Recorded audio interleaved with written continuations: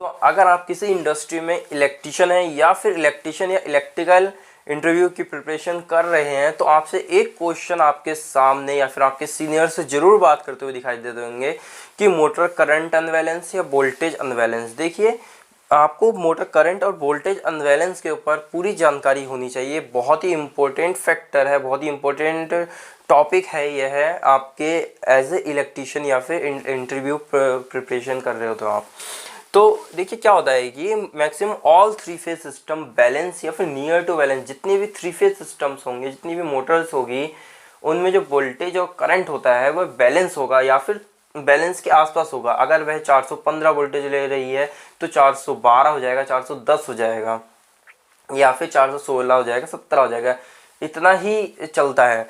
अगर क्या है आपका वोल्टेज अनबैलेंस है तो क्या होगा, सिस्टम परफॉर्मेंस अफेक्टेड हो जाएगी आपकी मोटर जो थी वो अफेक्ट होगी। अगर वोल्टेज अनबैलेंस है, मोटर की जो लाइफ है वो अफेक्टेड हो जाएगी। जो मोटर 5 साल चलनी चाहिए थी, हो सकता है वो 3 या 4 साल में ही खराब हो जाए या जल जाए। Electrical system insulation level degrade, मतलब कि जो आपकी मोटर है उसकी जो वाइंडिंग की इंसुलेशन है, उसकी जो इंसुलेशन डिग्रेड होगी, इंसुलेशन कम हो जाएगी, इंसुलेशन लेवल। देखिए क्या होता है, जब वोल्टेज अनबैलेंस होता है तो करंट भी अनबैलेंस हो जाता है। वह कितना होता है, 6 to 10 times according to the voltage unbalance.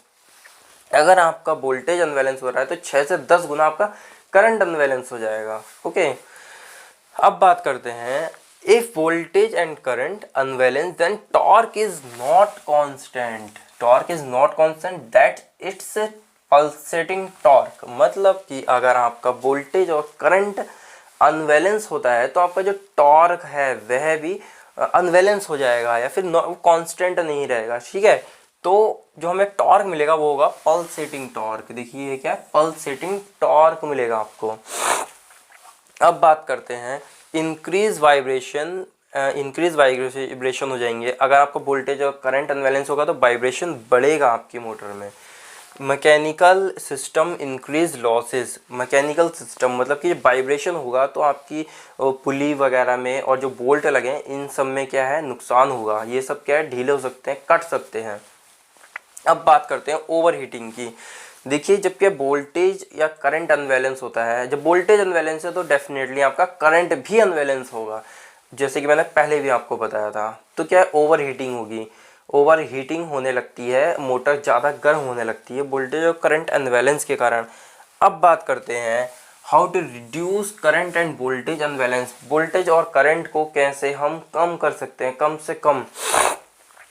सबसे पहला पॉइंट होता है check control and power connection tightness. जितने भी आपके पैनल में इलेक्ट्रिकल की जो इनपुट सप्लाई आ रही है, आर वाई वी फेज आ रहे हैं, कंट्रोल पॉइंट्स आ रहे हैं, उन सब की को टाइट कर दीजिए।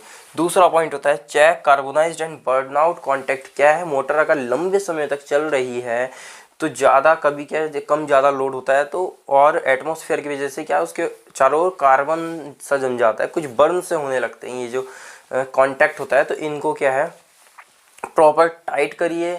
इनका जो कार्बोनाइज्ड है अगर ज़्यादा बर्न हो रहे हैं तो उनको चेंज कर दीजिए, लग चेंज कर दीजिए। ये सब तरीके होते हैं अनबैलेंस से बचने के। तो check current and voltage of the unit. देखिए, आप अपनी जो मोटर है उसका करंट चेक करिए। मोटर करंट कब चेक कर सकते हो, जब आपकी मोटर चल रही होती है, लेकिन वोल्टेज को आप ऑफ कंडीशन में भी इनपुट वोल्टेज चेक कर सकते हो एमसीबी ऑफ करके। क्या इनपुट वोल्टेज प्रॉपर आ रहा है, ये तीनों पॉइंट्स चेक पॉइंट है आपके, ये चेक कर लीजिए। और उम्मीद करता हूँ कि आपको हमारी यह वीडियो पसंद आई होगी। तो फ्रेंड्स, इसी तरीके की इलेक्ट्रिकल की वीडियोस को देखने के लिए चैनल को लाइक, कमेंट एंड सब्सक्राइब जरूर करें। धन्यवाद, जय हिंद।